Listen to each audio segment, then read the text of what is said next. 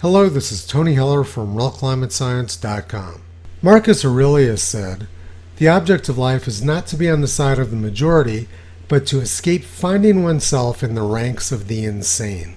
In 2008, the Sydney Morning Herald reported, "This drought may never break." It may be time to stop describing Southeast Australia as gripped by drought and instead accept the extreme dry as permanent, one of the nation's most senior weather experts warned yesterday. "Perhaps we should call it our new climate," said the Bureau of Meteorology's head of climate analysis, David Jones. And a few months later, the Age reported, "Experts warn of never-ending drought."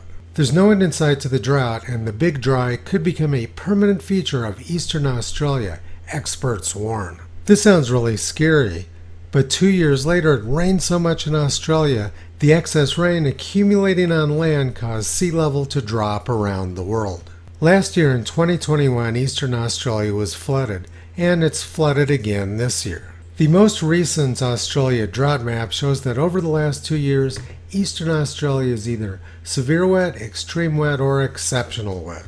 It's unfortunate that writers at the Sydney Morning Herald don't seem to know much about Australia. This article was written on January 4th, 2008. On the same date in 1876, the Sydney Morning Herald wrote a very different story. They showed that the normal climate of Australia since at least 1789 was alternating droughts and floods. In 1908, Dorothy McKellar wrote the poem My Country. "I love a sunburned country, a land of sweeping plains, of ragged mountain ranges, of droughts and flooding rains. I love her far horizons, I love her jewel sea, her beauty and her terror, the wide brown land for me."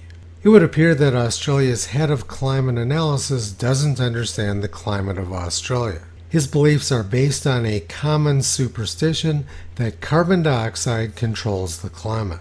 But what actually controls the climate of Australia is alternating La Niñas and El Niños. During La Niña events like what's happening now, Australia tends to be very wet. And then when the pattern reverses and El Niño occurs, Australia tends to be dry. Having completely failed with their forecasts of permanent drought in Australia, now climate alarmists are trying to blame the La Niña on climate change. But this is the same pattern which has always occurred in Australia. Climate alarmists have always had very creative theories.